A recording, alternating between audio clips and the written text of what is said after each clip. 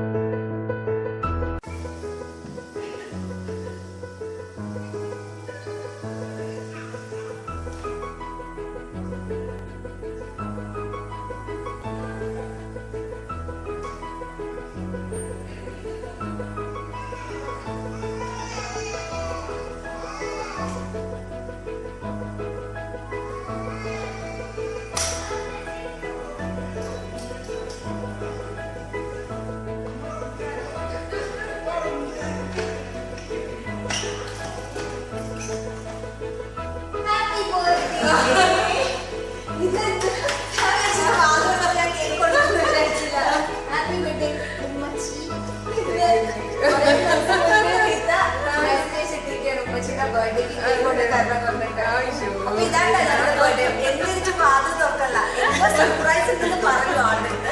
എന്തിട്ട് മാറും തുറന്നു എനിക്ക് happy birthday happy birthday to you happy birthday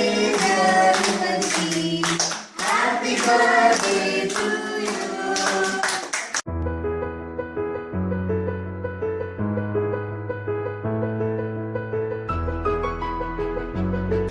അങ്ങനെ നമ്മുടെ ക്യാൻഡിൽസ് ആൻഡ് കേക്ക് സർപ്രൈസ് കഴിഞ്ഞു. കുറെ സമയം എടുത്തു വാതിൽ തുറക്കാൻ വേണ്ടിയിട്ട്. സർപ്രൈസ് ആര് വരുന്നുണ്ടെന്ന് ഉമ്മച്ചിട്ട് പറഞ്ഞിട്ട് ആരാ ചോദിക്കുന്നത്. എന്തായാലും വാതിൽ തുറന്നു, കേക്ക് മുറിച്ചു, അങ്ങനെ ഹാപ്പി ആയിട്ട് പോയി. കുറെ ആൾക്കാർക്ക് സംശയം ഞാൻ ബർത്ത്ഡേ മാത്രമേ ചെയ്യുള്ളൂ എന്ന്. അല്ലല്ലോ, എന്ത് നിങ്ങൾ സ്പെഷ്യൽ ഒക്കേഷനും കേക്കായിട്ട് നിങ്ങളുടെ വീട്ടിലേക്കും ഓഫീസിലേക്ക് എവിടെയാണെങ്കിലും വരുന്നതായിരിക്കും. എന്നെ അറിയിക്കാൻ മറക്കണ്ട. നിന്നി@arnonline.com